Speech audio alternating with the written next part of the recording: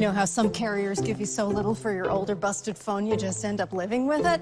I don't think so. Verizon lets you trade in your broken phone for a shiny new one. You break it, we upgrade it. You dunk it, doggy bone it. Slam it, wham it, strawberry jam it. We upgrade it. Get a 5G phone on us with select plans. Every customer, current, new, or business. Because everyone deserves better.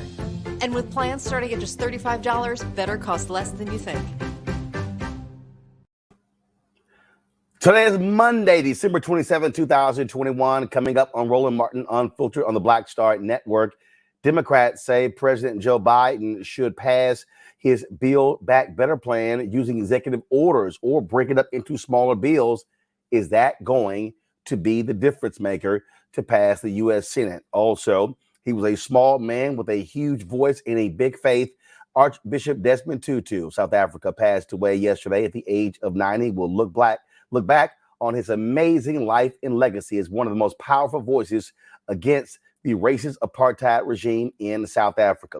Also on today's show, it is the second day of Kwanzaa. We'll be joined by the creator of Kwanzaa on right here to explain what it means all these years later. Also, a Georgia man gets a great gift. He's been exonerated, and a California Navy veteran calls the cops for help, but he gets arrested. Now he's suing. Also, holidays are over. Well, not really. Still got New Year's coming up. Have you ever tried cryotherapy, hot yoga? Our Fit Live Win segment will break that whole thing down. All right, y'all, it's time to bring the funk on Roland Martin Unfiltered on the Black Star Network. Let's go. He's got it. Whatever the biz, he's on it. Whatever it is, he's got the scoop, the fact, the find. And when it breaks, he's right on time and it's rolling. Best believe he's knowing. Putting it down from sports to news to politics. With entertainment just for kicks, he's rolling. It's on go, go, roll, y'all. It's Roland Martin, yeah. Rolling with Roland now. He's funk, he's fresh, he's real, the best, you know he's Roland Martin now.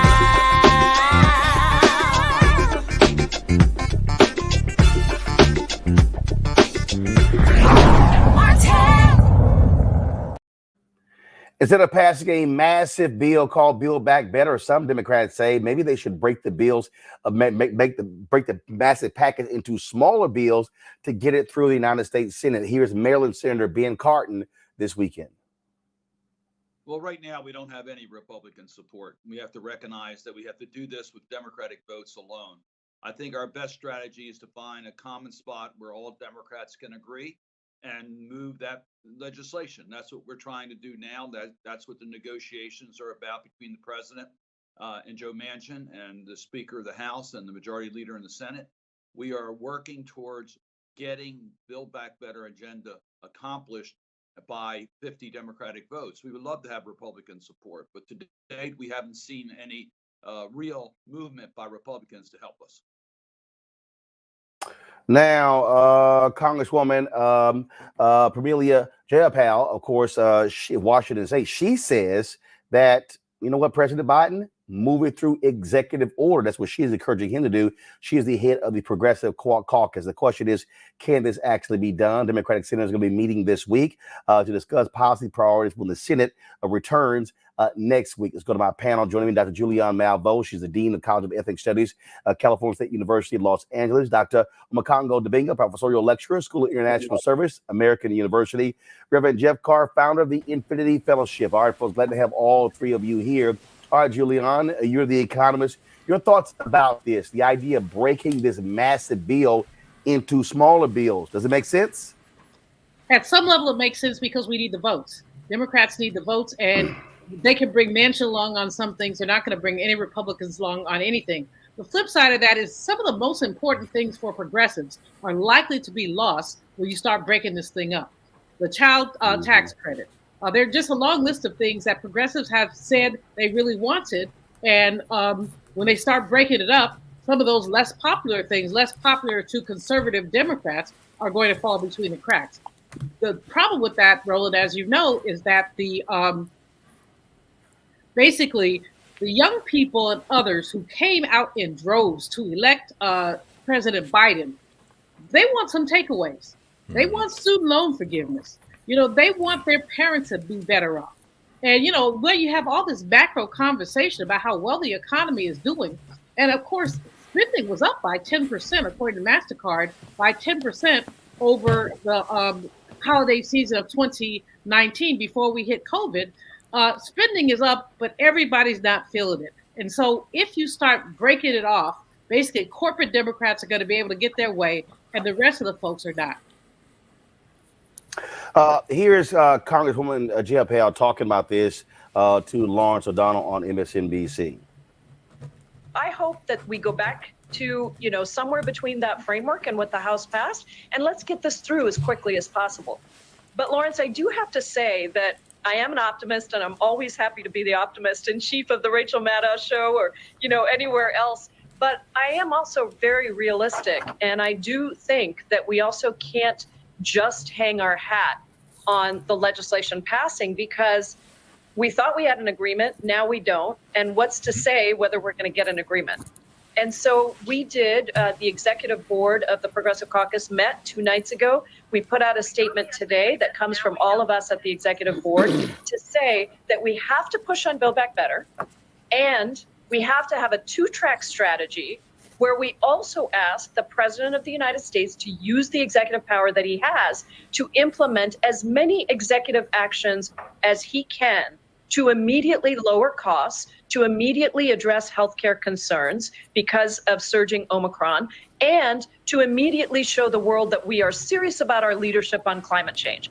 Now, there may be some other things we come up with as well, but those were 3 categories that the executive board felt very strongly the president could immediately take executive action on. And I'm very happy to say, Lawrence, that we saw the beginning of that with the moratorium on student debt being a pause. And we are calling for another cancellation of $50,000 of student debt, which would have an enormous positive impact on the economy, but most importantly, would give people some certainty in this time of tremendous economic uncertainty to put money in their pockets, because it's going to be probably a little longer before we get Build Back Better passed. Congo, your thoughts? I think that she makes good points. My concern when you do these executive actions is that they can easily be reversed by a new administration. Now, of course, there are some things that could go into effect that people could need help on right now. But case in point, when former President Trump had his executive order banning people from speaking on issues relating to diversity, equity, and inclusion, I would go to corporations and government groups and they will say, well, you can't really say this today. You can't really say that now because of this executive order. Of course, Biden came in and it changed, and I was able to do everything I was doing before at these organizations. So one of the reasons why it's more important to focus on the legislative aspect of this is because it's going to be long-term, and it's going to be, enshrined into law, and it's going to be harder to go against those policies. But again, on the flip side, going off of what Representative Jayapal and others have been saying, there are people who are hurting right now, who can use whatever is going to happen with these executive orders right now or for the next year. Say they do something on the child tax credit, which ended, the last payment just went out, right? Say if they do something on that and people start getting that again immediately. So I understand, but if they're going to do it, they should focus on the things that are going to get immediate help to the people, as opposed to being implemented 6 months down the line because of technicalities and logistics.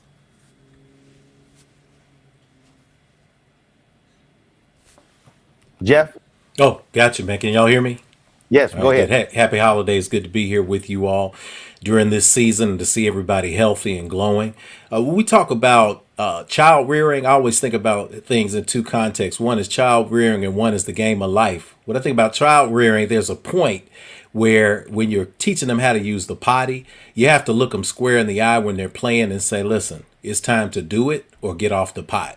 I think when we talk about America, many people who had high expectations for the Democratic Party being in power now, and for us seeing a new wave of compassion and a new wave of action, whether it was a COVID response or whether it was a new economic stimulus, now people are saying to Democrats, hey, it's time to do something or get off the pot. We have been waiting. We've been waiting for relief from student loans. And yes, we have a moratorium on student loan payback right now, but that expires in May. What happens after that?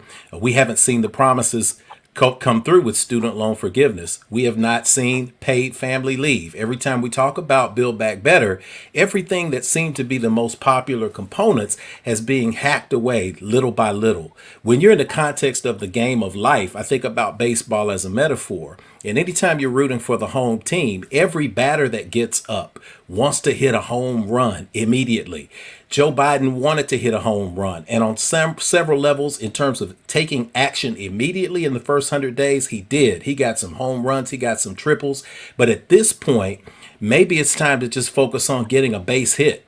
sometimes you're going to get a walk. But if you don't get something to inspire the home team, you risk losing momentum. And in this case, what we're talking about is getting something done by any and all means necessary. If there are parts that you can get done with an executive order, so be it. If there's parts that you can parcel out into legislation, so be it. It looks like we're at a space of paralysis in terms of passing the entire package. And we run the risk of passing a package that has been so hacked out, so cannibalized that it's not even what everybody got excited about. So this is the crossroads. I say at this point, it's time to do whatever whatever you can do in any context you can do it to get something done so that we can see some momentum toward everyone truly building back better.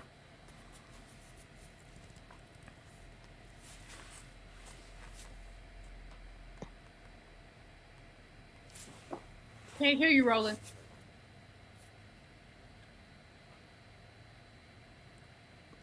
That's why one of the things that's important for us to continue to put the pressure on Senator Joe Manchin of West Virginia and doing what the Poor People's Campaign has been doing, and that is using folks from West Virginia to make the case. And here are some of the things that they have been saying and doing. You know, we're ready to move on from the coal industry. We only have about 10,000 miners. He's going to sacrifice 98% of us to keep the same, telling us, well, I can't change nothing. I've got to keep the status quo. Well, you know, West Virginians, we're beyond the status quo. We're at the bottom trying to claw. We're on fire trying to get his attention. You should stand with the ordinary people of West Virginia and the country. West Virginians and the rest of the country deserve jobs that don't make us choose between employment and our health and our environment. Support the Build Better Act with us. Stand with us, Joe Manchin. Take a step forward and take your place in history. Senator, everybody knows ours is one of the poorest states in the country. It's a damn shame that the senior senator, a Democrat, cannot support his state and the people in his state. Nobody has more to gain in terms of good union, family sustaining jobs than West Virginia. Everybody knows his major contributions are coal and oil and gas and the fossil fuel industry, while he pays no attention to the poor people and the working people in his state. And I don't think America knows the impact this bill will have. If the children are cared for and the women and men who work can afford daycare, then America will get back to work, we'll begin to prosper, and we'll see things change. He says he ain't heard from us. Julian, you can't turn around that's in what is Washington without seeing a West Virginia. We're having rallies everywhere. It's not that we're not talking, it's he's not listening. Hello? Julian, go ahead. Oh, no, I think these people in West Virginia are saying the right things. I think it's really important to hear from them because Mr. Manchin behaves as if he has the support of his state, and at some level he does. But at some level you're hearing from people, and we have to give kudos to Reverend Barber, who has done the work. We're hearing from people who are saying coal is dying. There is not that much more coal left and not many more coal miners left. As the sister just said a few minutes ago, you're going to sacrifice all of us, hundreds of thousands of us, because you have 2,000 coal miners left. I mean, this does not make economic sense. It does not make political sense. It makes predatory capitalist sense. And that's what Joe Manchin is all about. Well, that is certainly the case. And so we'll see what happens next. All right, folks, got to go to a break. We come back more Roland Martin Unfiltered on the Black Star Network, including a man who got exonerated as a result on the Christmas holidays, but also a Navy veteran out of California who is suing after he called the cops for help. He ends up getting arrested. Discuss that next on Roland Martin Unfiltered.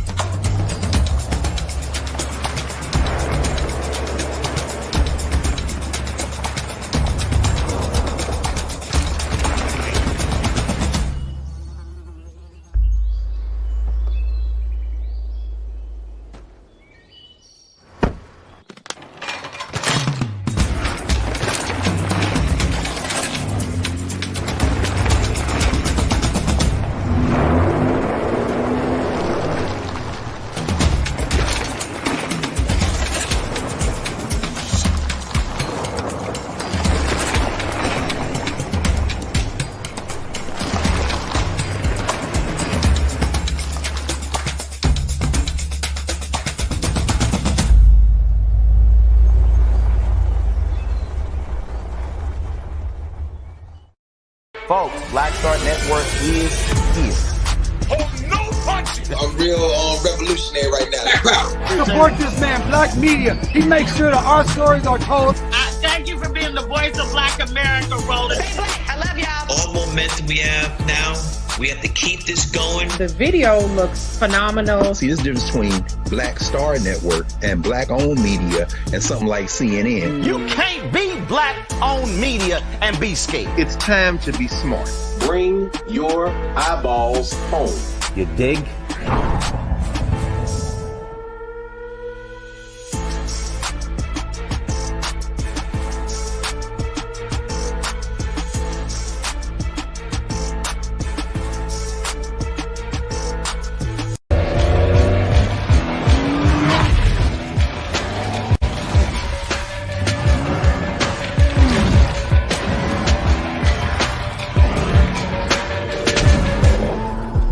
He want me to do something crazy, but I don't know what to do. I'd rather just sit here. Hi, this is Cheryl Lee Ralph, and you are watching Roland Martin, Unfiltered. I mean, could it be any other way? Really? It's Roland Martin.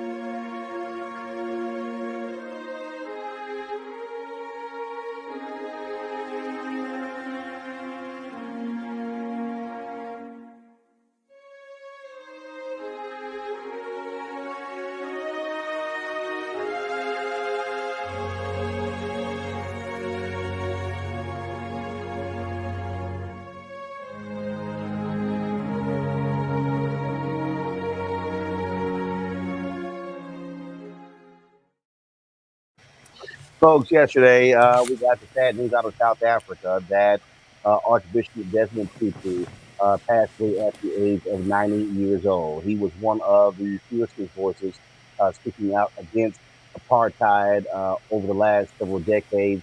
When you think about central figures of the 20th century, 21st century, you think of Nelson Mandela, but you also think of Winnie Mandela. And indeed, Desmond Tutu won the Nobel Peace Prize. He was a small man who loved to laugh, but he was fierce when it came to preaching. And he was one of those voices, again, who spoke out against apartheid and who was known all around the world for being a fierce speaker. But he didn't just speak out against apartheid. After the African National Congress took over the country, he was just as critical of them for their management of the country. And he was very vocal against several ANC leaders, saying that their leadership was even worse than the apartheid regime because they were Black. He was someone, again, who preached the word of God. The Anglican Church, they've been honoring him as well. There's going to be a week of mourning in South Africa as a result of his passing. Tributes have been pouring in since the news broke yesterday of his passing as well. Folks have been visiting his home, visiting with his family.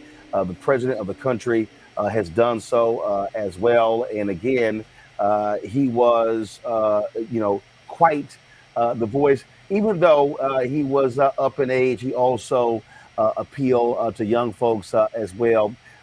This is him speaking just a few years ago to the One Young World Conference. Here's just some of what Bishop Desmond Tutu had to say. Here. Good evening. Oh, that's lousy. Hello. Well, despite all appearances to the contrary, I am old. A few years ago, they named a school after me in the Netherlands. That's not the important thing. The school was celebrating its 400th anniversary. And my wife and I went to this little village in Holland. And when we arrived, a little girl came up to me and said, "Were you here when the school started?" I thought I knew I was decrepit, but not quite that decrepit. Well, why have I come? I have come actually because it is a very great privilege for me. And the privilege is I want to salute you, for you are a fantastic bunch of human beings.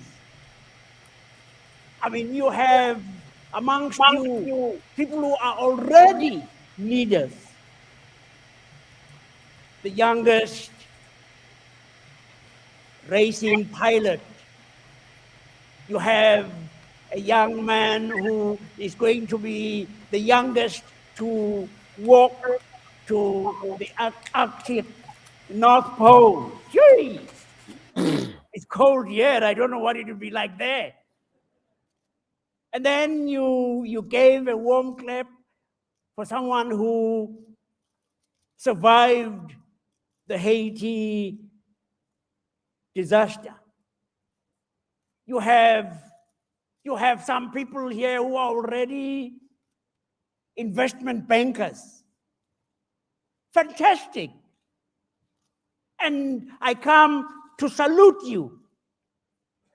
I come because young people are such a fantastic group of people. You dream dreams. You dream dreams of a world that is without war. You dream dreams and you say, let us make poverty history. And I get very upset with you media. You know, I get very upset with you because you go around telling people what is only part of the truth. You say, just look at these young people who go off the rails. Of course, there are young people who do go off the rails. But it's amazing. It's amazing. You know, when I was growing up, the only drug they had around was marijuana. What about today? You young people are exposed to some of the most horrendous things.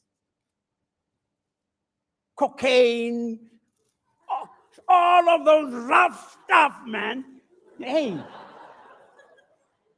And you are people who are exposed to some of the most awful, pressured advertising. They tell you, if you want to be cool, man, you got to buy this, you got to buy the other, you got to buy. And when I was growing up, we didn't have internet. And I'm told there are some extraordinary things you can see on the internet. Oi. I don't know. I haven't seen them. I have been told. And what happens? Young people like yourselves are exposed to all of these pressures. What ought to surprise us is not that some young people succumb and go off the rails. What should be surprising us? What should be making us say, yee, they really are fantastic, is that so many don't. What should be surprising us? What should they really are fantastic, is that so many. And I've visited a number of poor countries. I'm gonna go to Reverend Jeff Carr. Reverend Carr, he was a strong moral voice, desperately needed at a very difficult time in South Africa. Working away hidden, teaching schools in poor, remote villages. Yeah, we got you, Reverend Carr. Oh, we got me here. Okay. I think you summed it up very well, Roland. When I think about Bishop Desmond Tutu, Archbishop Desmond Tutu, I think about the experiences that I had with him indirectly, having not ever met the man physically, but observing him as a mentor from afar, coming out of high school at the height of the apartheid, the anti-apartheid movement, going and traveling when Nelson Mandela got out of jail to Atlanta to hear him speak at a massive stadium at Georgia Tech in my early 20s when I'd just gotten out of school, following the work of this Nobel laureate, listening to his words, adapting and adopting some of his humor, seeing him as very much a template or a model for what we all strive to do, hopefully when we're in touch with our divine purpose. I think Vine Deloria Jr., one of the great First Nations activists, summed it up pretty clearly when he talked about the difference between spirituality and religion. He said religion is for people who are afraid of going to hell. Spirituality is for people who've already been there. So when we talk about the transcendent energy in someone like a Desmond Tutu, we talk about the legacy that we pour libations to. We talk about the legacy of his joyfulness, the legacy of his intellect, the legacy of his ability to connect with so many people. And even as we talk about that, there are going to be some conversations that come up. They already emerged on something that Bishop Tutu himself said he pretty much didn't fool with, and that's the internet. So we have the voices on the internet reminding us of the clips from the Justice and Reconciliation Committee where he begged Winnie Mandela, Sister Winnie Mandela, to ask for forgiveness and to apologize. That didn't sit well with a lot of people. It still doesn't sit well with a lot of people. Some people would look at that and say, well, no, here's fault to point out. But I always notice that the largest detractors are the people who don't have anywhere close to the legacy of the people that they're criticizing. So I will say that the larger legacy of this giant, this elder who made it to the ripe age of 90, is that you've got to love beyond. You've got to commit to love, and you've got to put yourself in a place of non-neutrality. I'll close with this. When I'm teaching spirituality to my students and people in world religion classes, I always point out a great book by Dr. David Hawkins. It's called Power versus Force. And it talks about neutrality being a particularly high vibration because it keeps you in a space where you can make decisions from a good place. When you talk about neutrality in terms of injustice, that's a different thing altogether. And one great quote that I pulled that Bishop Tutu put into the world is this: if you are neutral in situations of injustice, you have chosen the side of the oppressor. If an elephant has its foot on the tail of a mouse and you say that you are neutral, the mouse will not appreciate your neutrality. So I'm so thankful for the life and legacy of this strong brother and this leader, and may he continue to inspire us now that he has transitioned to the space of life after life to live and walk in our divine purposes as well. He was indeed a significant voice. So I want to bring in John Hope Bryant, founder of Operation Hope. John, of course, posted a number of images and thoughts and reflections about Bishop Tutu yesterday and today on his social media accounts. Your paths often crossed. John, you called him a supporter of your work, but also a protector there as well. Just share us your thoughts and reflections of this small but giant of a man. Yeah, I'm actually, thanks for doing this, Roland. I'm actually sitting here trying to find my emails. For those who think that Archbishop Desmond Tutu, he asked me to call him Arch, by the way. He asked his friends to call him Arch. I'm trying to find actually the emails from him that he sent me. I'm trying to give you an example of one where he sent me emails from his iPad. So for those who didn't think that he was part of the, maybe at a time when he did that interview, he was not on the internet, so to speak. But in 2018, 2019, he was emailing me from his iPad with pretty humorous stuff, by the way. He had a wonderful sense of humor. My relationship with him, I'm trying to find this while I'm talking to you, Roland. My relationship with him really changed over time. And let me first say that I met him reputationally. I think he trusted me because of my relationship with Ambassador Andrew Young. And before that, I knew Mandela just very modestly. But I think that's because he knew I was Ambassador Young's guy. He trusted me, and then we worked together on global dignity together with the Crown Prince of Norway and Pekka Himana of Finland. And we were, there's a funny clip you should show later on where Desmond Tutu and I are dancing on stage in Finland there's a song, I can't remember the name of the song, but it's on Dignity. You can find it on YouTube. And when you first see it, he's very stiff. He had given his proper speech. He was the president of Finland. It was the Desmond Tutu, Archbishop Desmond Tutu that we all know, the freedom fighter, the spiritual leader. I don't know if I started dancing first or he started dancing first. We were the only two brothers on stage. But at some point, one of us started rocking. And then you'll see in the video, the other started rocking. I don't want to give myself credit for getting Desmond Tutu to relax, Arch. But it probably was him that started dancing because he's got that South African joy. And after a while, Roland, you'll see in this video, he's, I mean, he is in it. This was the two sides of Archbishop Desmond Tutu. This formal, intellectual, spiritual giant that was just talked about in very eloquent terms. And then this, over time, I got to know him more as a human being, as a person, who had an incredible sense of humor, who was really funny, who took life seriously, but never himself seriously. I've learned that lesson from him and Ambassador Young. Never take yourself too seriously. And then he talking about the work of Operation Hope and how that was, he thought, the next generation of what South Africa needed. This economic empowerment piece. And so he helped me open the door in South Africa. Really, I was trusted in South Africa because of him. And there's a lot of stuff on the internet about that. I won't take up time on that. But he was my credibility in South Africa.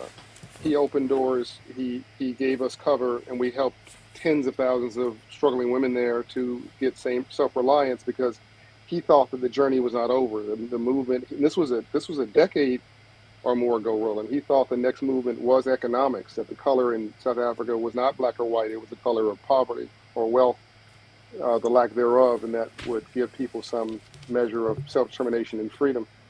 So he was a multi-dimensional person, and he had, again, a ferocious sense of humor.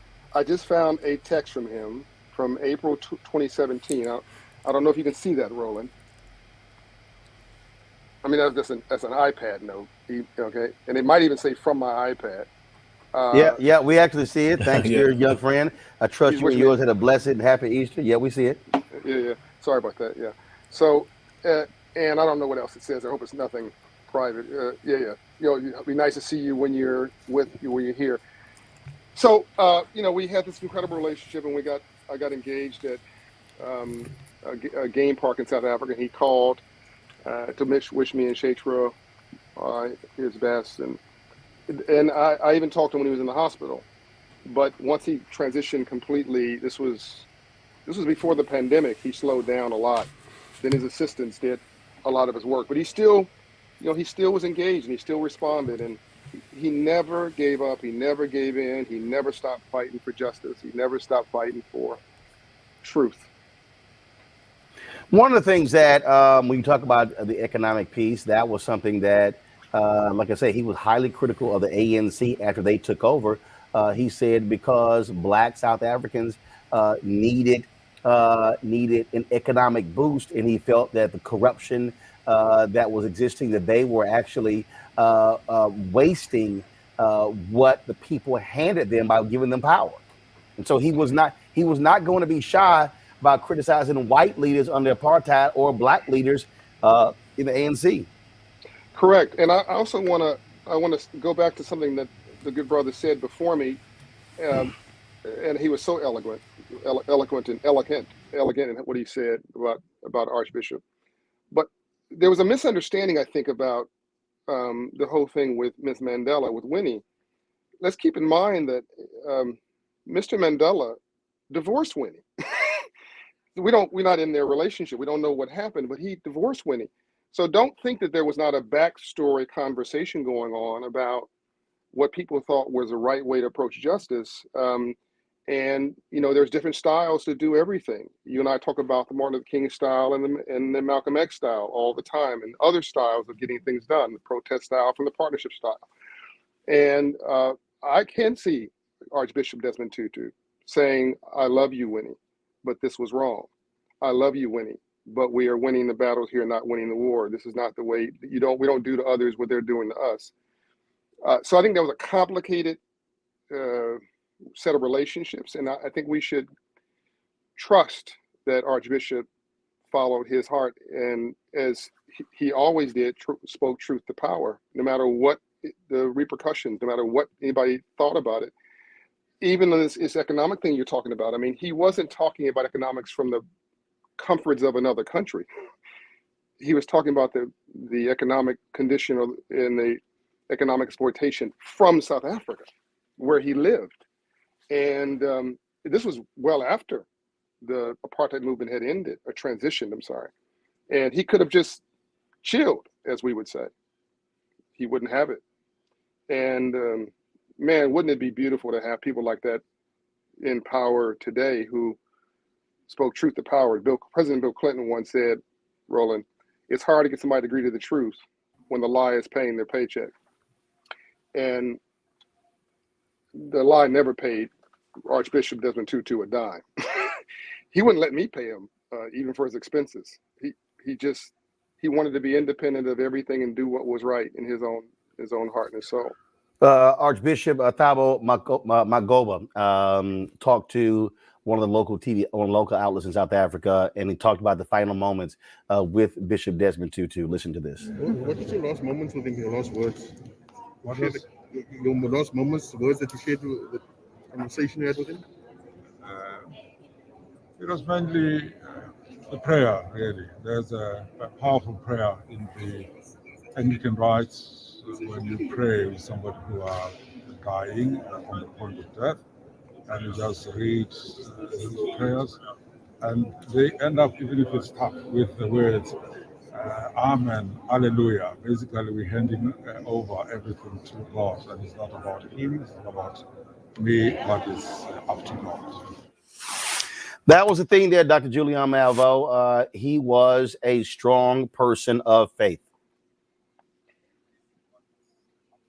Him, and I agree with Brother Bryant about his ability to speak to power, even when it was uncomfortable, even when he was speaking to other Black people about the abuses, frankly, that we saw with the ANC. And I'm not in it in terms of, I don't live in South Africa. I've been there a couple times, but the fact is that there was an opportunity that might have been squandered in terms of some of the things that occurred. What I think mostly importantly about, well, first of all, I had the pleasure of meeting Archbishop Tutu a couple of times. And what I enjoyed about him was just his humor. I mean, he just was he enjoyed life. And that's something that I think that we in Black America, we always talk about with the challenges we face. Enslaved people found joy. And Archbishop Tutu found joy. I mean, even as he protested, he found joy. And that's something I think Betty Shabazz used to say, find the good and praise it. And that's very much what he did. So that's just something that has to make you smile when you see his little self behind the podium doing his thing. You're like, you just have to smile. But the other piece of it that I think is really important when John Bryant talks about the economic piece of it is that he got that. And he tried to share that. And, while Black South Africans had the political power, they did not have the economic power. And I think that's also the case in places like Atlanta and other places where Black people have seized political power, but not economic power. It really gives us a lot to think about. But all I can say about Archbishop Tutu is just thinking about him makes me smile. This is a photo from 2009. I had an opportunity to MC the Black Church Bowl at the inauguration of President Barack Obama in 2009. Bishop Tutu was one of the folks who was honored.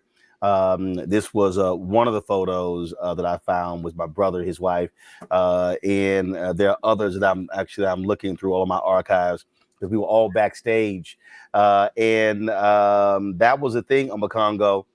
He was indeed a small man, but his laugh was unmistakable, and that was one of the things that I enjoyed in terms of chatting with him.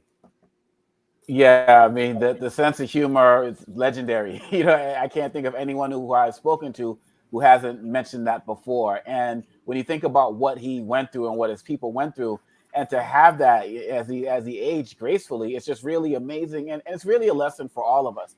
One of the things that's also important to me, you know, fighting against apartheid was the first social justice campaign I can remember being involved in. My parents had me out there when I was like 7 years old with signs, you know, fighting for the end of that regime. And I have the image of him dancing in the streets when Mandela was released and the like. But I think it's also important to remember that he was an international icon, not only just because of what he did in South Africa, but the causes that he championed across the globe. He was very pro-Palestinian, Yes. which, you know, got the ire of many from the Israeli government who didn't like some of his stances there. He was also a big advocate for the LGBTQ plus community. He said, if gay people aren't allowed in heaven, that's not a place I want to go to. I'd rather go to the other place, right? And he was also a big advocate for climate change as well. And he wanted to make sure that some of the pipeline that we're having here from the U.S. to Canada wasn't going to happen because he saw how that would affect indigenous rights. So he is somebody who realized, as Dr. King said, that injustice anywhere is a threat to justice everywhere. And he fought for that. And that's why there are so many people who are not engaged in the South Africa movement for freedom who know who this man is because of the stances that he took in support of them as well. Black Lives Matter, the list goes on and on. Whatever there was an injustice, he was right there fighting for it. And we should all be mindful of that and really carry on that legacy as well. John, I first met him years ago when he was honored at the Trumpet Awards in Atlanta. And I remember first it was a long night. I swear the taping took forever. And one of the things that Tutu said there was he thanked Black America. And what he said to every African American who was sitting in that room, he said, y'all need to understand. He said, when we were children, we would be in the trees and playing. And he said he remembered an image of a torn ebony magazine that was on the ground. And he said it was that image, seeing how African Americans were living, that inspired and gave them hope there in South Africa. Correct. And as usual, Roland, you are ahead of your time in the way you're framing and seeing things. By the way, I want to give respect to Dr. Malvo, one of our few Black economists in this country who does an extraordinary job. I don't want to waste time reading the quote. I guess you can find it online if you're looking for it. But when he was 84 years old, Roland, to this point, after we had talked about dignity and how important that was in the world, it was pretty non-controversial to talk about dignity. I mean, it translates in every country in the world. And we start talking about this more difficult issue of capitalism, which, and money, which is religion. People confuse in our church, in the Black church, people would say, oh, the money's evil. And then he would correct and say, no, the love of money is evil, Desmond Tutu would say, Archbishop. And he wanted to bring this conversation that he thought had succeeded in pivoting Blacks in America into the next battle for freedom, the economic battle, I call it civil rights. He wanted to bring that conversation to South Africa. And so I wrote a book that needed credibility. It's called The Memo. And I went to Archbishop and I said, I know this is not your topic. And you may actually think you want to end our friendship now, because I'm talking about capitalism, free enterprise, economics, ownership, and opportunities, a mechanism honorably to set us free. And he said, no, you misunderstand me, my son. And I'm going to see if I can just read one line from his quote. He said, we regrettably live in a system of haves and have-nots. And then he goes on, our creators intended each of us to share in the earth's bounty. None of us should be without the means to achieve prosperity and wellness. And he goes on. But then, so I asked him to just confirm, because this came from the secretary, Roland, just confirm that this is what you want me to say. He said more than this. And he wrote this back. Thanks. Go with it. God bless you. Arch. Now this is Arch. This is May. Can you see that? May 2017. Am I doing that right? Yeah. May 2017. So that makes him what, 86 when he did that? Yep. Still, I mean, just banging on the walls of justice, banging on the door saying, "Let my people in." He's like, "Fine, that was great. We finished with apartheid. Great." The new problem in South Africa and Africa is poverty. Let's now deal with that. And he wanted to be an instigator for good, and that's why he gave me that quote, and that's why he pushed that and other things we were doing there, and not just me, a lot of other people.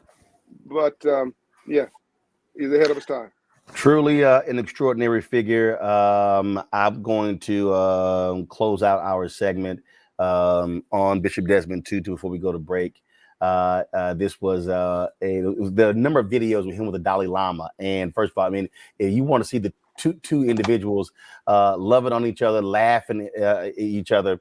But to John's point, to Julian's point, here is Archbishop Desmond Tutu talk with the Dalai Lama about joy. So now here, you, Tutu, my long time, my friend.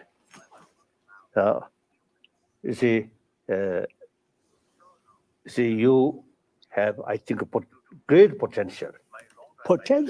Great potential, yes. I mean, great potential is to create more happier humanity. Yes. So even you see, just look, you see your face. I think many people, you're always laughing, always joyful. That itself, very positive message. So sometimes, if may I say so, you see, political leaders or spiritual leaders, very serious face. Then, as soon as saw you see that serious face, we feel little sort of, hesitant. Oh, so see your face itself. You see something. It's a big nose. and you sometimes you see your eyes. Oh, look, big round. Oh, that sometimes scares me. Yes. So I really appreciate you come and join our the work. He said something, John, in that interview that I thought was interesting. Again, it's an amazing interview. And he said, Dalai Lama said, the interviewer asked him a question about both of them thinking about death. And the Dalai Lama said, I would hope that the last image I would have before I leave would be his face and that smile. Yeah, and by the way, Roland, go ahead. Yeah, no, go ahead. Now, I know you're wrapping up. I found him dancing. Do you have time for this? Yeah. I don't know if or do this. Yeah, or text me the link. I was looking forward to while you were talking. Yeah, I'll just text it to you. You can put it on your show later or whatever. Got it. If it is inspiring. These guys inspiring us even in physical death. He's been promoted. He's chilling in heaven, and we still dealing with taxes and politics. Well, Bishop Desmond Tutu was indeed an amazing man. We want to pay tribute to him for an extraordinary life, passed away at the age of 90 years old. John Hope Brown, I appreciate it, man. Thanks for sharing your thoughts. Love and light. Folks, got to go to a break. We come back. We'll talk with the founder of Kwanzaa right here on Roland Martin Unfiltered on the Black Star Network.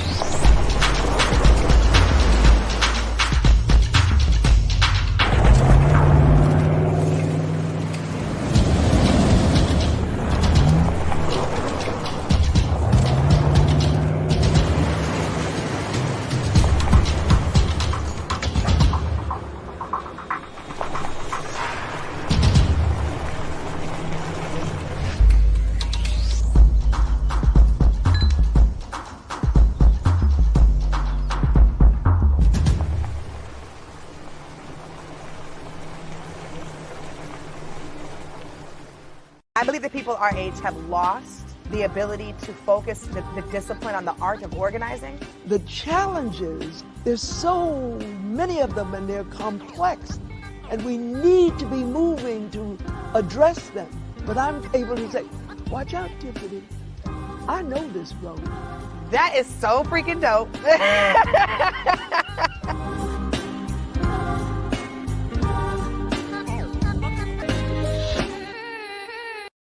Hi, I'm Israel Houghton. Apparently the other message I did was not fun enough. So this is fun. You are watching Roland Martin, my man, Unfiltered.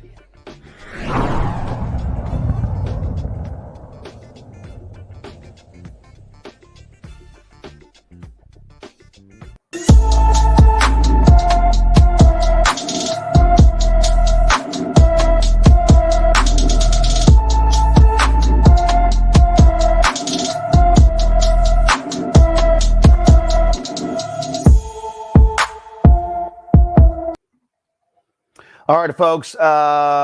Here's this young man here is missing with our Black and Missing segment that we feature every day. 14-year-old Isaac Martis left his Roseville, Minnesota home for school on December 14th. He never arrived and has not been heard from since.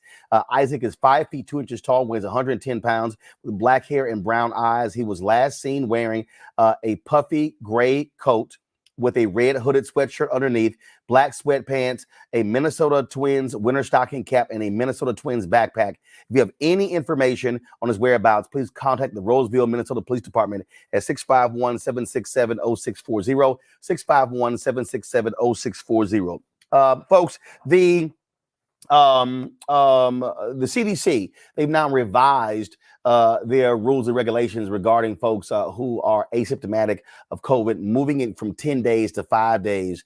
We wanted to get an explanation of what this means. Joining us now, Dr. Justin Turner, CEO of Turner Care. Doc, glad to have you here. You're there, of course, out of Mississippi. And so can you explain what this really means? Now going from 10 to 5 days, it is for people who are not showing symptoms or those who are showing symptoms? Well, first of all, thank you so much, Roland Martin, for having me on your show. Yes, this news has come out, and it's something that has been looked at and kind of investigated going on a couple of weeks now amid the surge of Omicron. And a lot of the evidence is basically suggesting that the Omicron variant is not as severe compared to the Delta strain. And it also appears to be less likely to cause hospitalizations, less likely to cause deaths. So it looks like most people who are spreading COVID spread it within the first 5 days. So a lot of the guidelines are centered around if someone has COVID now, and we already see that the predominant strain, it appears to be Omicron. You know, we saw it, overseas, and now we're seeing it in the United States. So very soon, Omicron is going to be the majority of the cases. So with that being said, if someone has COVID, the prior guidelines used to be isolating and quarantining for 10 full days. But now, if someone is asymptomatic, that quarantine time can be reduced to 5 days. But they also are saying after those 5 days, still stay masked up as you're interacting with people. Yeah, so reduced to 5 days, the first 5 days, because like I said, in that window, that's the time where patients are more likely to possibly spread disease. After that 5 days, you can, leave quarantine, but you still need to be masked up for an additional 5 days. And like I said, during that time, you're less likely to spread it. So that's part of the guideline, is first reducing from what we previously knew was 10 days down to 5 days. Now, we also know that with the winter surge, we're going to likely see the increased cases, the increased hospitalizations, and what follows hospitalizations? Deaths. We also see the hospital systems beginning to be overwhelmed. We're already seeing that again. So what does that lead to? It leads to staff shortages, nursing shortages, respiratory therapist shortages, and those shortages just basically overburden the healthcare system and make it very difficult for us to be able to treat patients. You can look in the hospital and see rooms available, but if you don't have staff to take care of them, then what can you do? So being able to reduce the amount of days that nurses and healthcare personnel has to be out can help, with our ability to provide quality care, help with the economy there were several airlines that had to cancel a whole bunch of flights not too long ago. So this new information, appears to be something that's going to definitely be helpful, because the Omicron does not appear to be as deadly as the Delta strain. And we also appear to see a more rapid onset of action of disease, whereas the people who are spreading are usually doing it within the first few days. All right, then, Dr. Turner, we appreciate you breaking it down for us. Thanks a lot. Yes, sir. Glad you're doing better. All right, yeah, getting there. Still got a little cough, but we certainly are getting there. I appreciate it. Thanks a lot. Yes, sir. Thanks for having me. I appreciate it, folks. Today is day 2 of Kwanzaa. Of course, began in 1966. It was founded by our next guest, Dr. Melinda Karinga, who joins us right now. Always glad to chat with you, Doc. How you doing? Yes, and my first name is Maulana. Dr. Maulana. My bad. That's okay. I'm good. It's good to see you again, and thanks for the invitation. It's always good to see and listen to you. Thanks for the good work you do. I mean, speaking truth, not just to power, but speaking truth to the people. I think that's priority. Well, that's the only way we roll. That's how we do it every single day. And so this is a 7-day celebration, which begins the day after Christmas, December 26th. I always get a kick out of folk who whine and complain, who say, this is a made up holiday. All holidays are made up. So I always get a kick out of that one. I'm sure that one also gets you to laughing and chuckling as well. Well, I don't spend any time on it because it takes time away from talking about what the holiday is. Since everybody knows anything that we do has been thought about and we do it. Some people do less thought. I did a lot. This is a result of intellectual research of many cultures, many languages, and putting this together as an intellectual project. So it's not an invention. It is a creation, an intellectual creation. And people have to get used to that. A lot of times people don't see Black people as creating, right? There's the intellectual creation. And we just have to deal with that. But I don't like to spend a lot of time with that, Roland. I'd like to talk about the philosophy behind Kwanzaa, which is Kawaida, about what it means, the theme for this year, which has to do with practicing Kwanzaa and the 7 principles, ensuring the well-being of the world. What a beautiful topic to talk about in this day when there's so much trouble, COVID pandemic, the attacks on democracy and our voting rights, right? War and conflict everywhere, failing economies, right? Massive immigration and population displacement. Those are things that we have to deal with, and we can't deal with frivolities, right? Some things aren't even worth responding to. So I would just like to stop right here and see if we could go forward. And if you have that's why I said that's why I laugh at them. You talk about the amount of research that was put into it. How long was this process that you went through? When did it start before it eventually becomes Kwanzaa in 1966? Well, I started studying African cultures in college, right? Especially in community college. Then I went to UCLA and I met a lot of continental Africans, and I did self study of Swahili. I chose Swahili because it was Pan-African. It's the most widely spread African language. I don't claim any ethnic group. I don't do no genealogy. I claim the whole of Africa as my heritage and all Africans as part of our extended family. So I did this research over a long period of time during college. And then when I got out of the university, I studied even more. And I did this in the early 60s. I left college, I should say the university, in order to join the movement, right? And when I left the university, I'm confronted with Dr. Bethune's question. She said, knowledge is a prime need of the hour, but people want to know what will you do with your knowledge? And she said, it's up to us who know to discover the dawn and then share it with the masses of our people and our youth who need it most. And so I was trying to create an institution that would last, that would aid the struggle. So Kwanzaa became first an act of freedom. Then it became an instrument of freedom, and finally a celebration of freedom. It's an act of freedom in that we, as a matter of self-determination, developed it. And we didn't ask permission. We didn't seek approval from city government or state government or federal government. We declared it and then practiced it and took it around the world so that now it is celebrated by millions throughout the world African community. So it was an act of freedom. And it's an act of freedom breaking away from the culture dominance of the Europeans, right? And speaking our own special culture truth, making our own unique contribution to how we understand the world and to how we imagine a new future for ourselves in humanity. And it's an instrument of freedom because it raises consciousness. It was constructed so we would engage. One of the main reasons I created Kwanzaa, so we would have a time when more than any other time we would talk about being African in the world.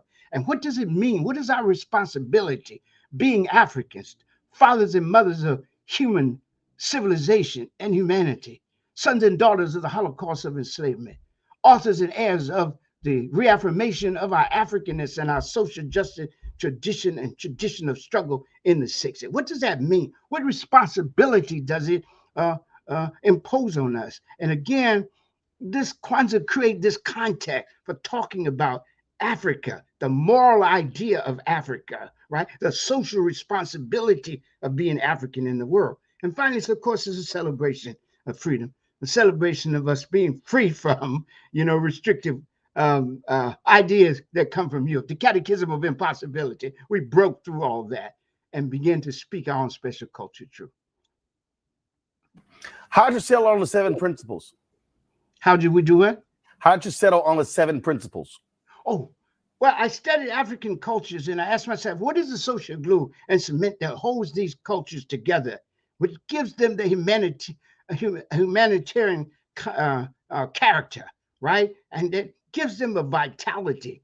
And I settled on the idea that it was their communitarian values, right? And then I chose 7 because 7 has a spiritual and ethical dimension in African culture, right? And it's also manageable in terms of learning, right? And so those were the things I saw, Umoja, unity, Kujichagulia, self-determination, Ujima, collective work and responsibility, Ujamaa, cooperative economics, Nia, purpose, Kuumba, creativity, and Imani, faith. All of those seem to me to represent values we need to ground ourselves, orient ourselves, and use as they are being used to direct our lives toward good and expansive ends. And I'm just very pleased with how Black people have embraced this and how it is, as I said, become a world holiday celebrated on every continent in the world throughout the world African community. Are you surprised when you see members of Congress posting Kwanzaa messages? Now you're seeing major corporations doing commercials as well, touting Kwanzaa? Not really, because I believe that if Black people embrace and speak their own special culture truth and reaffirm their equality, reaffirm the fact that there's no people superior to us, no people more chosen, no people more holy, no people more sacred and worthy of life and a good life than us.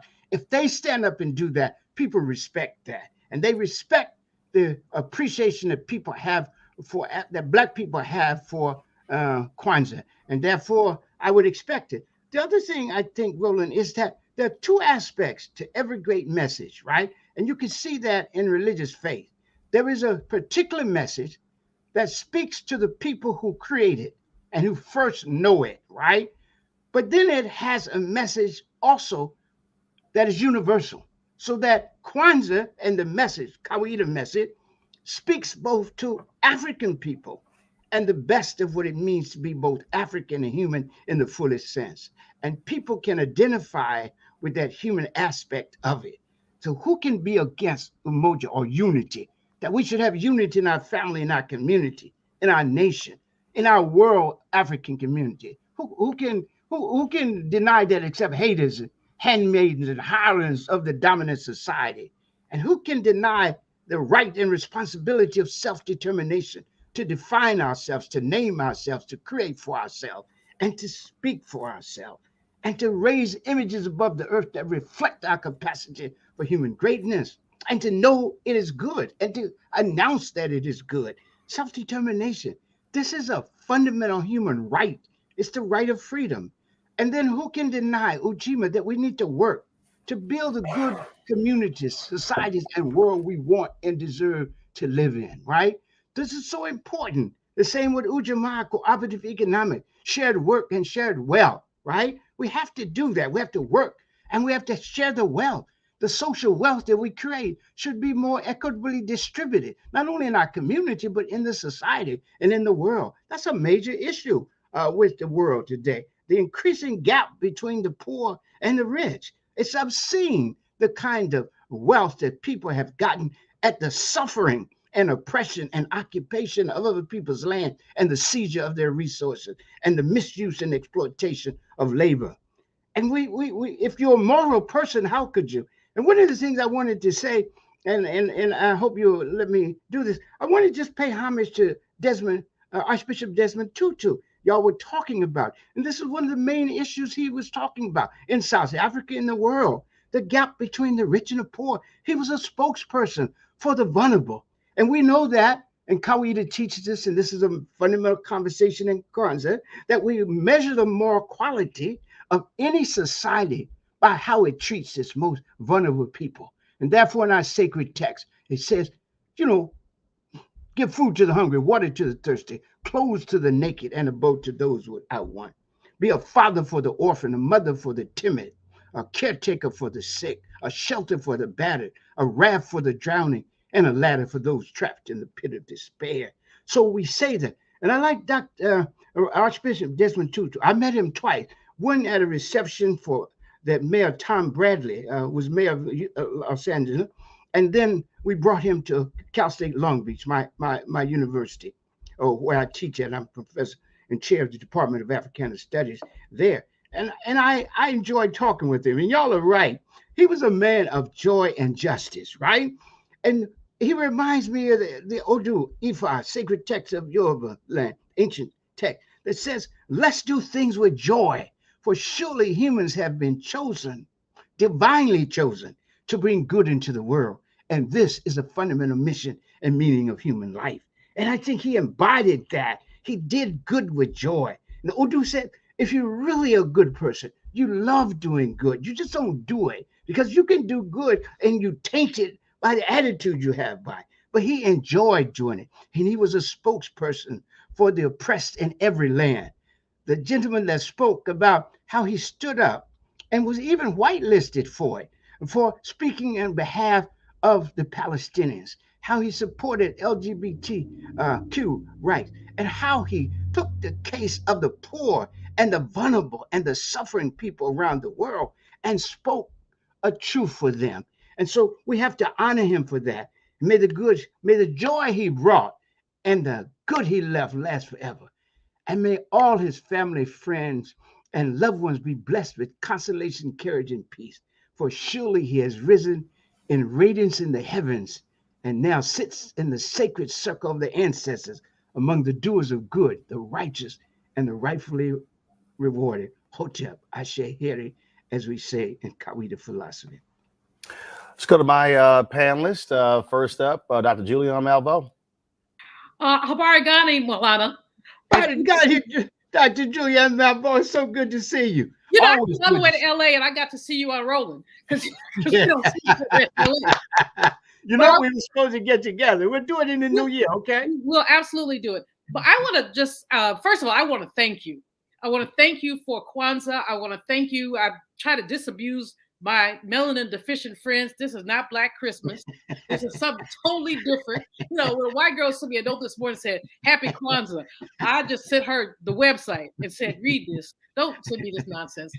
She meant well, but that's not the point. Uh-huh.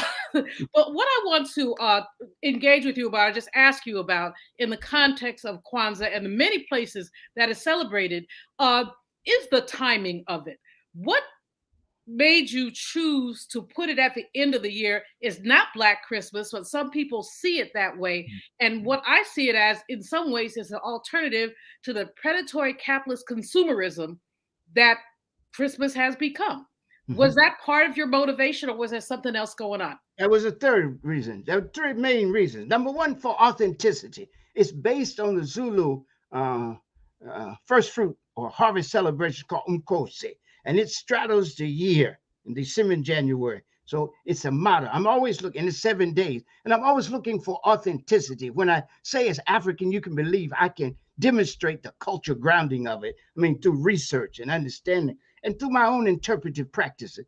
Then second reason I did it is because the end of the year and the beginning of a year is a great time for reflection. Yes. And part of Kwanzaa is reflection, remembrance, reflection, and recommitment, the three fundamental practices, right? We remember the ancestors, right? We remember our past. We learn the lessons of it. We absorb the spirit of possibility inherent in it. We extract and emulate the models and mirrors of human excellence and achievement in it. And we also practice the morality of remembrance, as Fannie Lou Hamer, our foremother, taught. The two things we should all care about: never to forget where we came from, and always praise the bridges that carried us over. So this time, when it's a phrase in the Akan where they say it's a time where the edges of the year meet. And there's a time for deep reflection on what we've done and what we ought to be about. And the third reason, as you read in my earlier writings, was a severe criticism of the commercialism of Christmas, the commercialism of Hanukkah. And I need to get behind that, to get past that, and begin to ask ourselves, how do we celebrate goodness and sacredness without attaching money to it? Because there's a commodification of even worship now, right? And so I think was to move away from the capitalist conception of the consumer as a fundamental unit in society. And we say the moral person, the thinking person, the deep thinking person is a fundamental unit of society. And so we want the human being to be the fundamental unit, not the consumer. And so that means that this is built around thinking about ourselves. I say this is our duty, to know our past and honor it, to engage our present and improve it, and to imagine a whole new future and to forge it in the most ethical, effective, and expansive ways. Reverend Jeff Carr. First of all, thank you, Dr. Karenga. It's an honor to be on with you and to have this conversation and just to be able to bounce some things off you. I think we often don't meditate on just how fortunate we are when we have elders like you around who are still able to share. We often think about, what would Dr. King do? What would Malcolm say? What would Ida B. Wells think about the media and how it's evolved? But we're blessed to have the actual founder of the holiday here. So with the digital space, we can be very, very clear. So I wanted to ask you, in your wisdom and experience around building Kwanzaa and knowing where it started a year before I was born to right now where it is, you've been able to observe this progress from an idea, a vision that you birthed into the world. That can be really difficult because you're still suffering through the critiques that everybody who has not birthed things into the world are hurling. But what I want to ask is this. Here in Nashville, Tennessee, I drive by the bridge, and some people who celebrate Kwanzaa have convinced the mayor to light up the bridge in red, black, and green. They've been doing that the last 3 years. They've convinced people to put displays of Kwanzaa on the public square. And yet, black people still get less than 2% of the city contracts. We still don't fill the power positions in the city, but there's an outward celebration that is becoming more mainstream. How do we, as people who support birthing new things in the world, how do we maintain the legacy to make sure that people absorb the principles, practice them all year, and use that as an inspirational space to prevent the commodification of the holiday? Thank you so much, Reverend. I appreciate that question. And if I understand it correctly, it seems to me that in the final analysis, all of it starts with each of us. And what we need to do is, first of all, learn the beauty, the integrity, expansive meaning of Kwanzaa and maintain that in the way we approach it. We have to learn what it is. Sometimes black people think because they be black, they know black. They confuse sometimes. they confuse ontology and epistemology, because, yes, sir. And I understand it. We do know something about ourselves, but feeling pain don't make us a doctor, and coming to our own conclusion don't make us a philosopher, right? Yes, sir. Yes, sir. Study I'm not discrediting our basic knowledge. We have a knowledge, and we have to appreciate the masses as an infinite source of knowledge and ability. But at the same time, we have to specialize. And when we choose to honor something, we have to embrace it and we have to defend it. We have to build a wall around it, a culture wall. You know, one of the things I've said that we are vulnerable to the dominant society's culture. It's a consumerist culture. It's a capitalist culture. It's a racist culture. And what we've become, and Du Bois wrote an article right after the March on Washington, when I share, and I always talk about it, he said, I'm afraid that in our efforts to integrate and just be a part of American society, that in our haste, we'll forget that we have our own special gifts.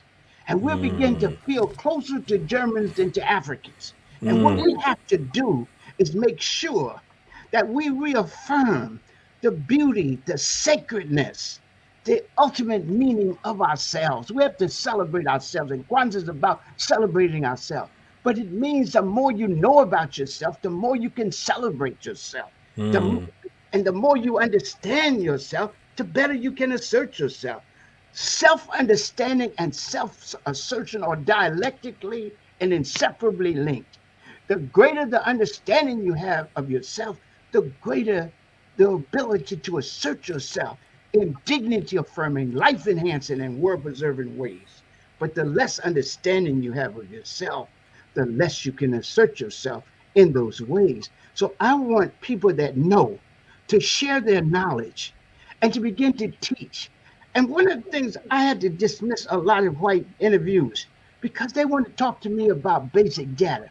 That's what my assistants do. They talk data. I want to talk to philosophy, but they don't want to talk philosophy. They want to talk about what somebody said about the holiday, about me, about my mama. I don't deal with all that. I mean, hey, you know what I mean? I'm not going to deal with that. So I told them, no, I'm not.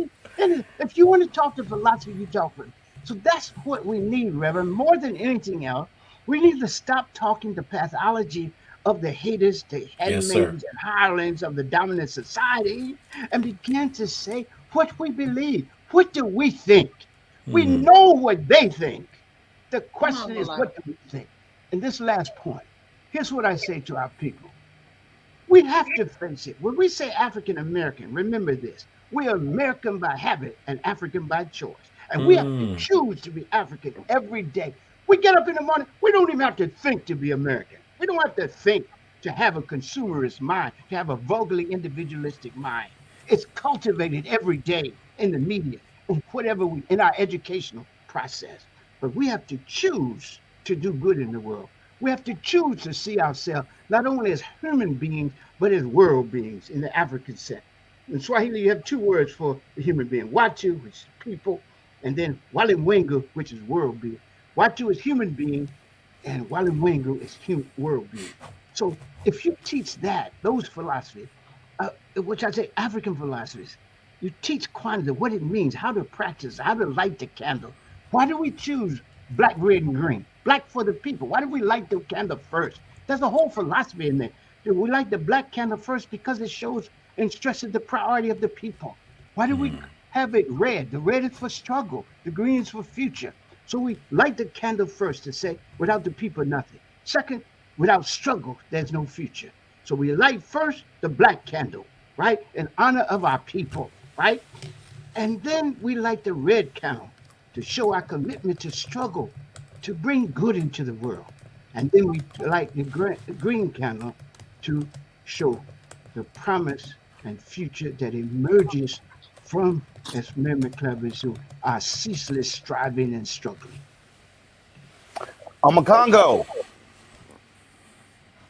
It is truly an honor to be able to speak with you tonight and get all of this knowledge. I've been celebrating Kwanzaa since for my entire life, and it's all I know in terms of this time of year. And you know, I know my dad is looking down right now, just proud of what you have done for all of us. The question I have is this: I was speaking to a white woman about what Kwanzaa is and breaking it down, and she started studying it, and she said, how could anybody be against the principles and the idea of what Kwanzaa is and really started considering also celebrating it. I was wondering if this is something that you have seen from people of other cultures. We talked about, corporate and politicians, putting out Kwanzaa greetings and the like, but have you seen people of other cultures actually looking to embrace this in some way, shape, or form? Because even though the roots of it are African, the ideals are so universal. Okay. Appreciate what you said, man. Thank you so much for that. The reality is this. Kwanzaa is essentially a celebration of Black people. A lot of times people ask, can other people celebrate it? But they're not asking other people. They don't mean do the Native Americans, can they celebrate? Nor the Latinos, nor the Asians. They ask about white people, right? That's the standard, right? But the question has to be rephrased. The question is not, can white people celebrate Kwanzaa? The question is, can they celebrate Black people? Because Kwanzaa is a celebration of Black people. Can they celebrate the beauty and sacredness, the excellence and achievement, right? The awesome march we made through human history. Can they celebrate that, right? If they can celebrate that without trying to insinuate themselves and make them the subject of every sentence, right? It's just like I saw somebody sent me a thing today and tried to link our Kwanzaa Kanata with a Jewish menorah. And I told people, stop using that you. Whenever you that violates the integrity of both Hanukkah and Kwanzaa when you mix the symbol. We got enough African symbols, but we don't need to imitate the Jewish menorah. But they're doing it. And Microsoft always puts it out because it makes them feel they made a contribution to something Black. That's one of the reasons they hate on us so much is that we don't owe them anything, right? Our culture is the oldest culture in the world. It is rich. I don't know how other people see it, but I see Africa as a moral idea. That's what my intellectual work, that's what my PhD in both the first PhD and the second one is dealing with understanding Africa as a moral idea. And when I talk about it, I don't want to talk about modern Africa. I'm talking about the best values. I mean the moral standard by which we understand what it is to be human and how do we rightfully relate to the rest of the world and see ourselves embedded in the world rather than in a hostile relationship with it. So those things, to me, I look to Africa from. Now, white people can always come to a public ceremony. Nobody's going to say, get out of here. At least I wouldn't. I mean, but sometimes when they come, Black people get up and want to give them a scene. Well, are you going to let them say anything? Why? I mean, would I go to a Jewish celebration of Hanukkah, tell the rabbi, sit down, give me the yarmulke, and let me conduct this service? Or let me participate? Or would I go and I say, let me listen and learn what y'all doing?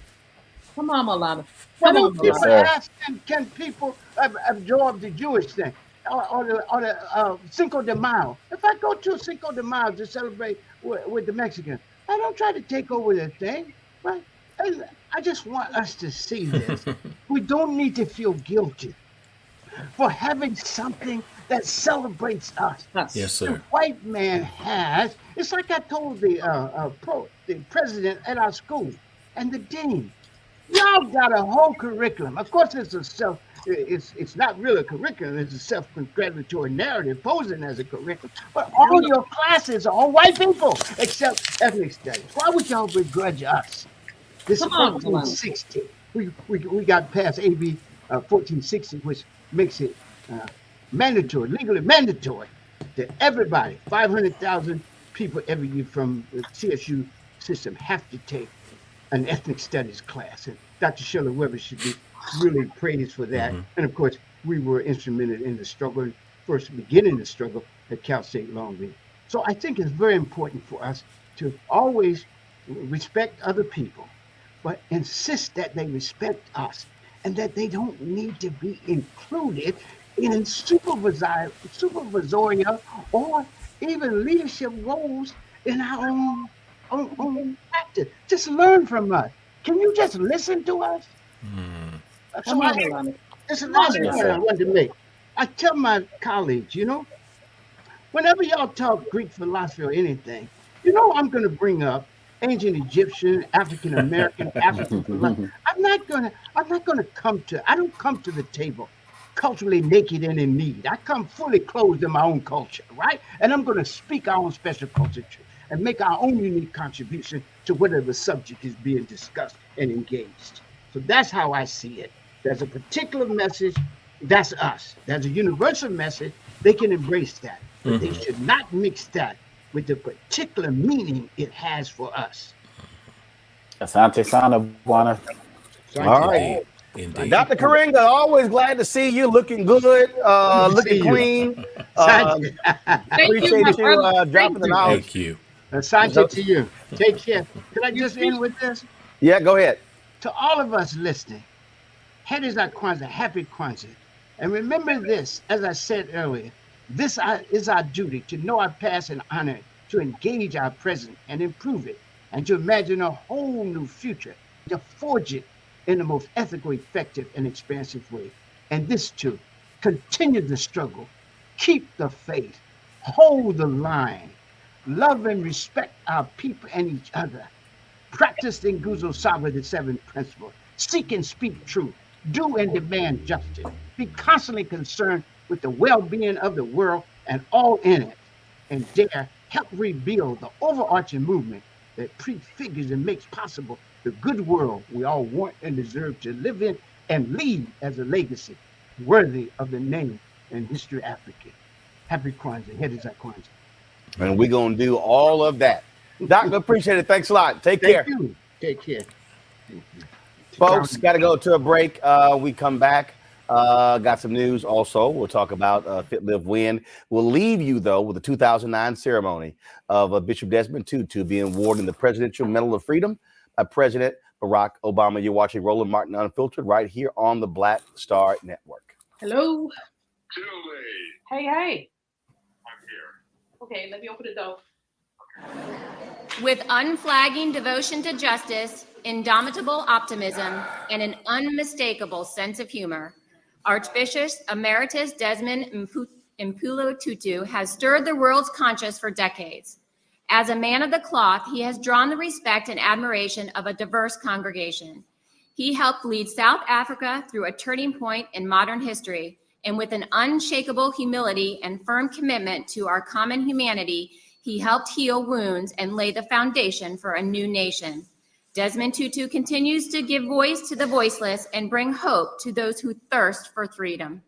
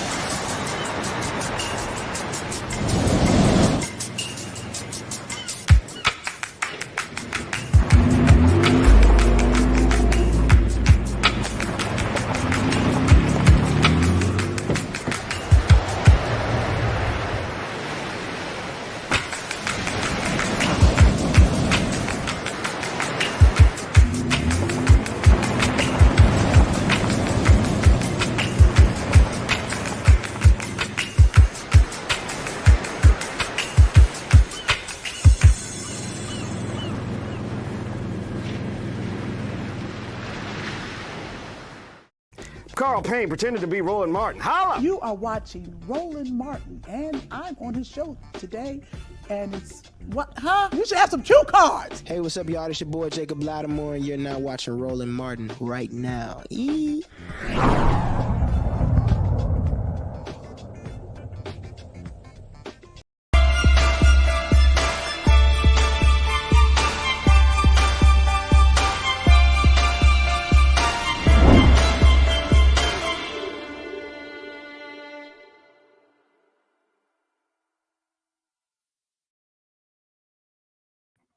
All right, folks, time for Fit, Live, Win. And what is Bikram yoga? You know, we hear a lot about those things. We hear a lot about yoga, all that good stuff. So what exactly is Bikram yoga? Well, we got an expert who joins us right now, and last name might sound familiar. She's wife of one of my panelists, Kendra Debinga. She's the Chief Visionary Officer of Bikram Yoga Wellness from Maryland. Glad to have you on the show. How you doing? I'm doing well. How are you? Okay, doing great. So there's yoga, there's Bikram yoga, there's hot yoga. What's all these different yogas? Bikram yoga is the original hot yoga done in a heated room of 105 degrees and 40% humidity. It's a prescribed sequence of 26 postures and 2 breathing exercises done the same way every time you come into the room. So okay, hold on. That's hot as hell. I mean, okay, yeah, hold on. 105. Okay, so what is the point of the room being that hot? So you can sweat, eliminate toxins through your skin, which is the largest organ of your body. You also are able to loosen up more effectively with the heat as opposed to, working out through a cold body. Okay. And how long we got to be in this hot room? The class is 90 minutes long. It's 90 minutes long, but we also have 60-minute options for those of you who are too timid about doing a 90-minute class to begin with. In the room 105 degrees, we need a 15-minute option. We could accommodate that for you, Roland. All right, so on my panel, Dr. Carl Julian, I'm sure you've already done it. Any of y'all done Bikram yoga? That's a lot of heat. Yes, sir. Really? All right, Jeff. What's the big deal? I think Dr. Malvo's talking. Oh, she on mute. Don't worry about it. Yeah, she's talking. There she is. Oh, she on mute. Go ahead, Jeff. I'll defer to the sister because I love yoga. I can talk about it all day. Well, I think she was. Number one, yoga is too still for me. I like Pilates. Number two, Bikram yoga is too hot for me. I lasted 11 minutes exactly. Then I went and got me some water and kept on. See, I told you. I look, her being on mute, I knew what she was gonna say.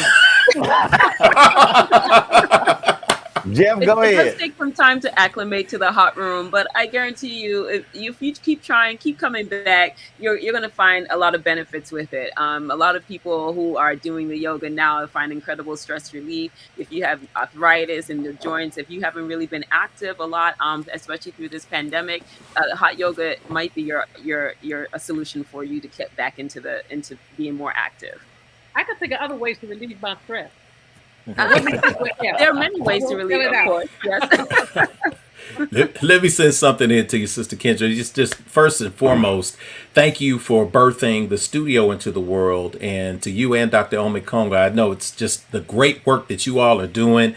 It's just overwhelming and humbling, and I just want to say keep it up. In my journey with yoga, I've been practicing yoga about 14 years now. I've been a certified teacher in the Vinyasa and the flow traditions of Hatha for about 3 years now. So we love yoga so much at Infinity Fellowship that our entire fourth Sunday service, instead of regular service, it's all yoga because of the benefit. Yeah, we got Yoga Sunday. It's the only Yoga Sunday at any church in the known universe, at least unless somebody tells me otherwise.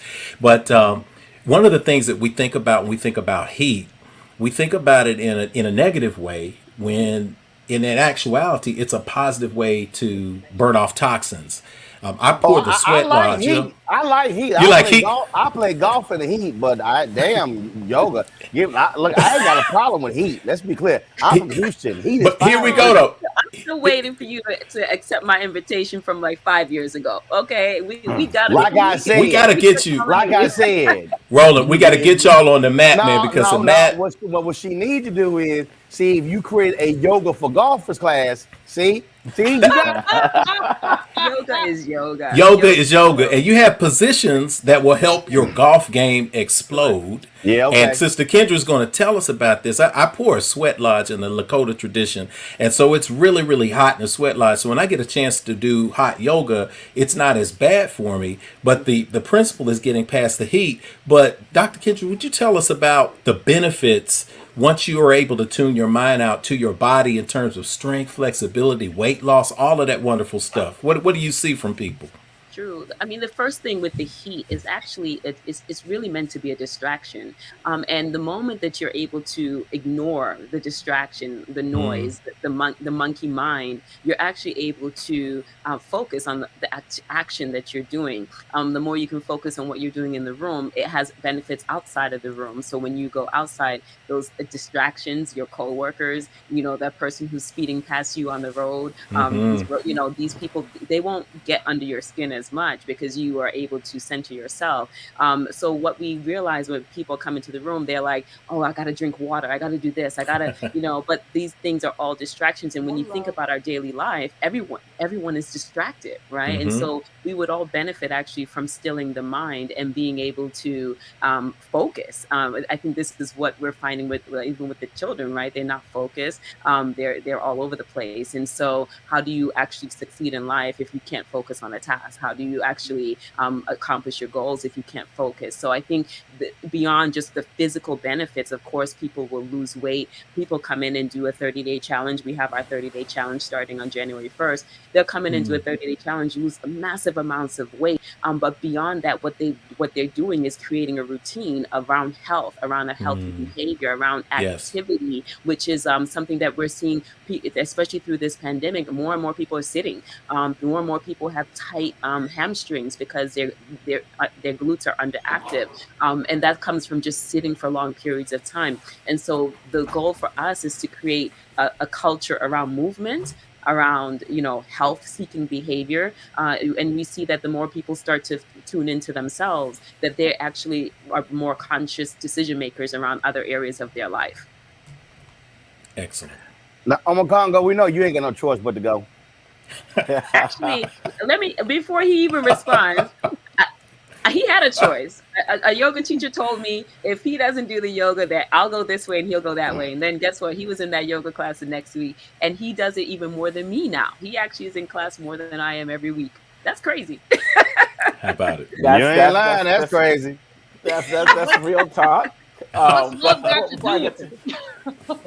addictive. It's addictive once you get into it. It's not only that, but I love the fact that it dispels, as a guy, a lot of guys feel like it's not for men or so on and so forth. And, I dispelled that by just taking 1 or 2 classes. And also we see that Joe Johnson just returned to the NBA at age 40, and he credits hot yoga for his success to be able to still play at this high level.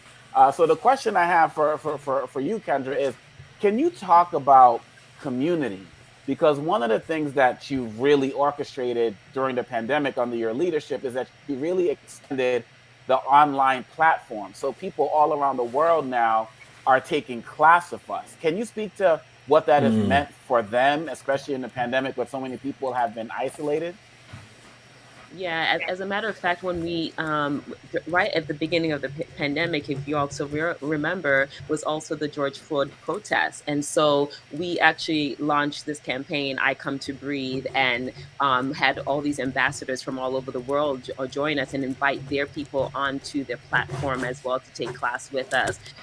We are seeing that people are joining because they find a community there, and not only a community of just, fitness-minded people, but a community of people who look like them. And so when we think of the online platform for fitness, you don't often see Black and brown faces. And so what we have been trying to do also is amplify Black and brown faces in this wellness space. And so we are seeing more and more younger people, older people of all ages and ranges are coming into the classroom and joining us. And it's a beautiful thing. I think the people, when we ask people what they like the most about Bikram Yoga Works and Drip Studios, is that they find community there. They are coming in. We do like a waffle pop-up bar on Sundays, and people come and they sit. And that's a beautiful thing, especially given this pandemic where we have had to be a little bit more separated. We've had to kind of rush people out the door. before, to see that now people are actually able to sit, and even before classes, people are talking to each other online and in the studio. And it's a beautiful synergy that we are seeing happening. More and more people are actually focusing on their health. More and more people actually have the time now to focus on their health. They're not rushing through rush hour traffic to get here, there, and everywhere. As you noted, Roland, the class itself is 90 minutes. If you can take away an hour of commute time to do that, then it's more feasible. So people can now join us from home to do the class, whereas they would have to take 30 minutes to come, 30 minutes to get back home. So it's really created a whole new world. This opened up a whole new world for us in terms of reaching people across the world, across the country, with fitness and wellness offerings. And so we're excited about the future, because this hybrid model allows us to reach more and more people, especially those who don't find that they have community where they go. And I remember when I first started my yoga journey, I was often the only Black face in the room. When we took over the studio in Boston, we had a studio in Boston, Massachusetts. Every time, even as the owner, I was the only Black person in the room. And I was often, being looked at, like I was the oddball, even as the owner. And so it was to me, I think this is such an important thing for us to be able to contribute in this space, because we are taking care of our health, but it's not often highlighted, it's not often seen. So our goal is to make sure that we are seen. And we have Pilates too, Dr. Malvo. Hey, all right, come on. Maybe I'll come by to do the Pilates, but it seems to me like y'all are practicing going to hell. Well, just preparing myself for global warming. now. I'm gonna be okay with the heat from global warming. Hell will be a little bit easier after some hot yoga, I tell you that. But seriously, Kendra, let me ask real quick before, I know we got to go to break, but this is a question that I would ask for anybody who might be in the stream, who might want to try it at home. And look, you guys are going to see me. I'm going to be in one of these classes soon remotely. How do I do hot yoga remotely? Like, how do I make sure that I can be in a space where I'm getting the benefit and I'm not just in an open room? What are your steps for suggestions if people are going to do a class with you? Turn your heat up to 100. No. Oh, no, it's got to be 100. No, it's got to be 105. No. In fact, for us, we saw that during the pandemic, everything turned on its head. So if you were thinking you had to do hot yoga in 105 degrees, we saw people not doing it in 105. They were doing it in their regular old rooms. Some people did heat up their bathrooms and steam, use the steam from their showers. But people also learned how to go do less. So with the heat, you're actually able to go much further in the stretching, and in a safe way. But when your body is not heated up, you cannot do that. And so people had started to learn their limits. But it was what I saw the most that impressed me the most was that people were actually improving their practice. Because they were more conscious of what they were doing in their movements. They were more reserved. They weren't like push. They were like, okay, I'm going to slowly guide myself into these movements because I'm not in the same environment. So the goal is for people to move. And if you are able to do yoga and move, that's it. And you can do the Bikram yoga series even without the heat. And that's the beautiful thing about it. You could take this practice everywhere and anywhere you go. Awesome. All right. We appreciate it. What's the website? BikramYogaWorks.com. All right. Well, we certainly appreciate it. Thanks a bunch. Glad to have you here, Kendra. Have a good one. Thank you. Again, Take care. Get that yoga for golf, and I might drop by. We'll do a broga class for you and your guys. All right. Broga. Copyright that. I love it. It's all about golf. That's the most important thing for me. I appreciate it. Thanks a lot. Thank you. Take care. Hey, folks, real quick. A Georgia man is free after spending 23 years in prison for a crime he did not commit. Devanya Inman walked out of the Augusta State Medical Prison to the open arms of family and friends. In 1998, he received a lifetime sentence without the possibility of parole for the murder of Donna Brown, who was a manager at a Taco Bell. Well, years after his conviction, the Georgia Innocence Project found evidence linked to another man, later pleaded guilty to 2 other murders. And so I'm sure his family is pleased and he is home. And also in California, a San Diego man called the police after he was attacked by a stranger last year. But instead of seeking the attacker, the cops arrested him. Now he is fighting back. Stephen Keith, a 32-year-old Black U.S. Navy veteran who was on crutches at the time, described the police use of force in a claim he filed in San Diego on October 11th. He says responding officers tackle him, knocking out some of his teeth. He's seeking more than $25,000 in damages for his injuries, pain and suffering, legal costs and lost wages, and unspecified punitive damages. I say go after more than that $25,000. All right, folks, that is it for us. We are out of time. I appreciate all of you being here. Jeff, Julian, Makongo, thank you so very much. And also all the folks who have been watching. We're going to close the show out. This was the White House interview that Bishop Desmond Tutu did after he received the 2009 Presidential Medal of Freedom. And I think this is a good way for us to close out the show. Folks, thanks so much. And again, prayers go out to his family. A week of mourning in South Africa for Archbishop Desmond Tutu, who passed away yesterday at the age of 90. Folks, thanks so much.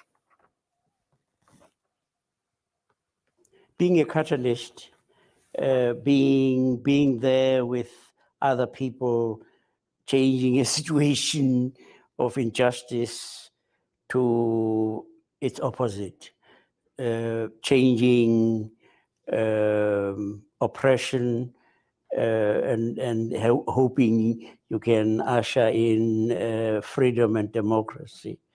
But the most important part of it is remembering that you are just one part.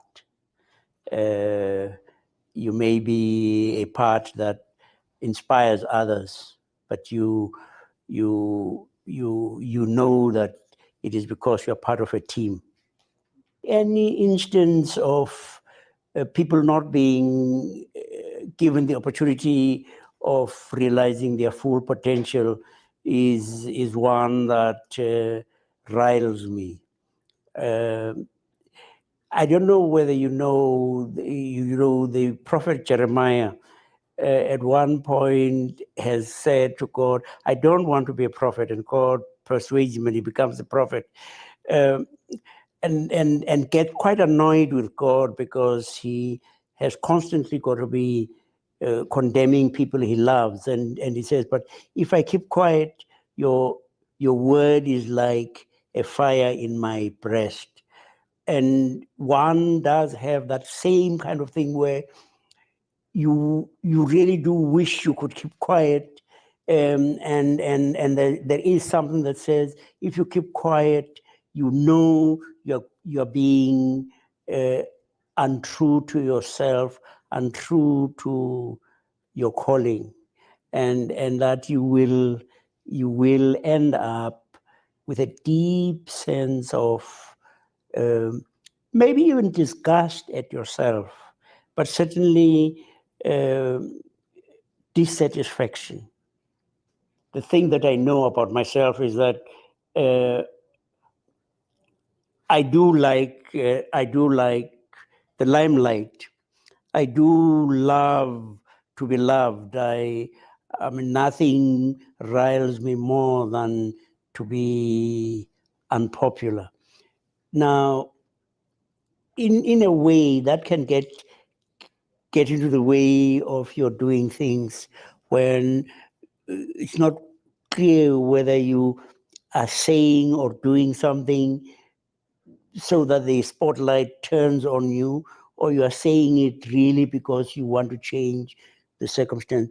In the Bible, there's a piece where the Apostle Paul says he's got a thorn in the flesh and has asked God, please remove it. And several times God has said no, and God says,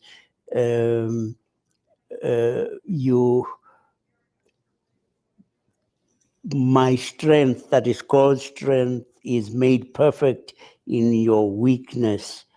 And I think the weakness is that thorn in the flesh that keeps reminding you, don't be too hoity-toity.